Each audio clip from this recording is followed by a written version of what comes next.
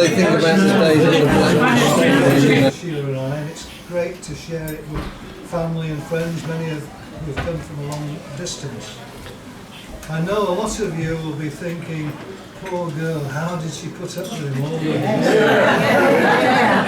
Fate dealt her a cruel hand.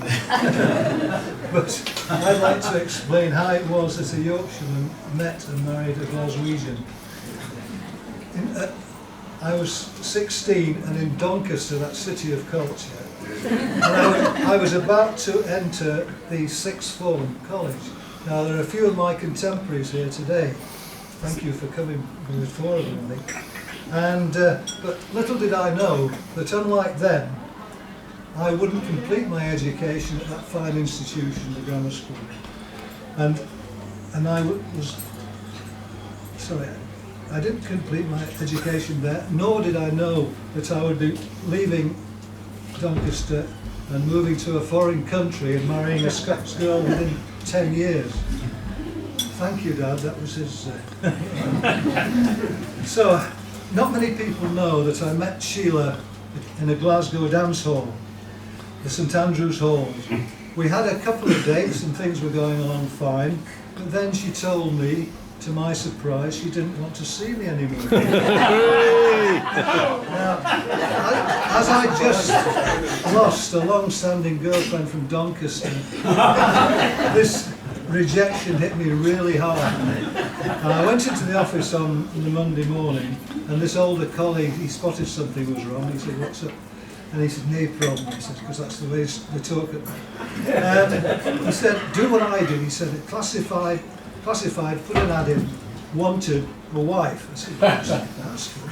What happened? He said, "I got hundreds of replies, all saying the same. Have mine." Anyway, that cheered me up. So I thought, get back to the dancing. I had this friend Alan, and we used to go every Saturday. A month later, St Andrew's Halls had burnt down, and so we took our custom to the Majestic, and that's called Magic Stick. It was called. If you can think Peaky Blinders meets Strictly, then you'll know what it was. So there were no discos in those days, but a dance band, a male singer, female singer, and in the interval they played records. And that's when I used to get up and dance, because I couldn't do all the quick stuff and all that stuff. So anyway, a slow number came on. I think it was Moon River.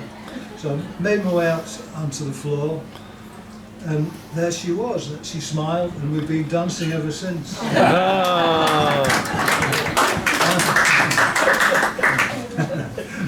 I'll never forget my wedding day, but time is a great healer. And actually, one of the reasons I never forget it is because I now trend on Twitter and Facebook and YouTube, thanks to my brother. He's a family archivist, and he's done some marvellous work. He's just completed a retrospective of the First World War, and you ought to see these battle scenes. It's fantastic. It must have cost a fortune. Anyway, I penciled him in for my funeral. Anyway, I digress. You probably worked out we got married in 1967. Well, that was, in England, that was the summer of love, but not in Scotland. Flower power was a no-no in Glasgow. Anyway, we bought our first house in a quiet neighbourhood next to a cemetery, and we spent all summer decorating, buying furniture, fitting out with carpets, ready to move in after we got married. Of course, in those days you had to wait till you get married to move in, unlike today. Yeah. And it wasn't a large house. The bedrooms were very small. I can remember you could turn out the light and get into bed before it got dark. And so we were happily settled there after married, and we had our first Christmas there. We had our first hurricane there. We lost the garage. And then out of the blue, I was offered promotion down to England. Now, not many Scottish girls would have been too happy about that. But Sheila took it in her stride. In fact, she insisted on coming with me. And she's never forgiven me because she's missed out on voting in all these Scottish referendums. But she's been a great homemaker. She had to be, because we had 4 houses in 6 years. And then we had our 2 girls came along and our family was complete. We were hard up, but we were happy. And there were no more moves. I did inquire about promotion, and my manager said to me, well, there's promotion just round the corner. I said, great, I live on the M42. So, you know, we've been happy. We've been here about 45 years. We've been very happy. Sheila takes the positives all the time. She says, we won't have to downsize because we never upsize.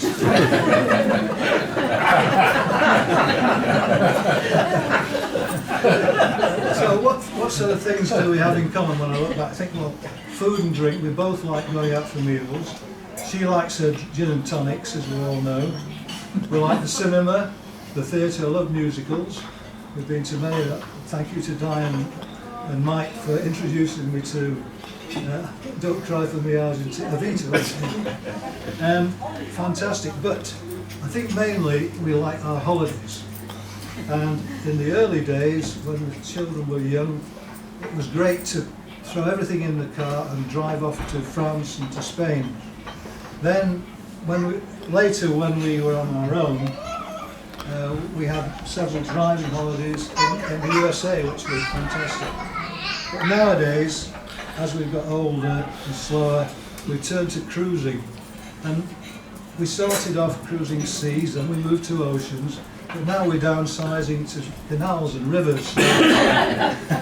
And anyway, I hope we're going to have a few more holidays. I hope there's a few more holidays left, my dear, yes.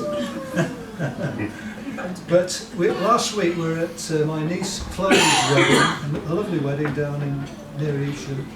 And when they were taking the vows, watching from the congregation, my life flashed before me. I thought, you know, what a journey they can look forward to going on, hopefully. The journey that I've been on.